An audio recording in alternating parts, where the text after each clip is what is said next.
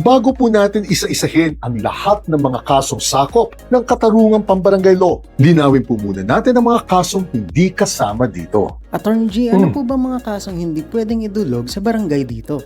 Una, hindi po pwedeng idulog sa barangay sa inyo ang isang kaso kapag ang isa sa mga partido dito ay ang gobyerno mismo o alinman sa mga departamento o ahensya nito. Pangalawa, hindi po pwedeng idulog sa barangay sa inyo kapag nakatira po sa magkabilang syudad o munisipyo kayo. Unless magkadikit po talaga ang mga barangay na tinitirhan ninyo kahit nasa magkabilang syudad o bayan pa ito. At mag-a-apply din po ang patakarang ito kung ang mga lupang pinag-aawayan ninyo ay nasa magkabilang syudad o munisipyo po ito. Pangatlo, hindi po pwedeng idulog sa barangay sa inyo ang isang kaso kapag ang parusa po sa krimeng ito ay mahigit na po sa 1 taong pagkakakulong ito o kapag ang multa po nito ay higit na sa 5,000 piso. Pang-apat, hindi po pwedeng idulog sa barangay sa inyo ang isang kaso kung saan maliwanag po sa batas na ibang sangay na po ng gobyerno ang hahawak nito. At ang dalawang pinakamahalagang halimbawa po dito ay ang mga labor disputes o ang mga awayan ng mga amo at mga empleyado nito.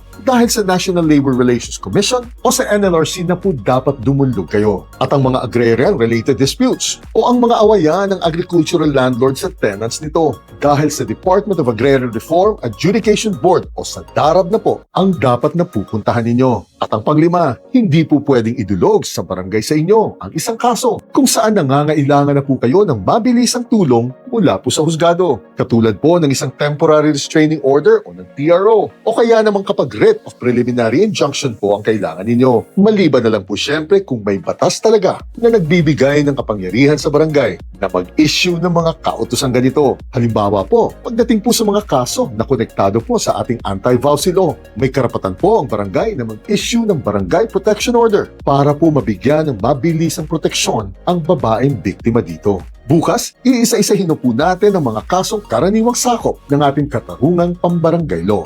Chine.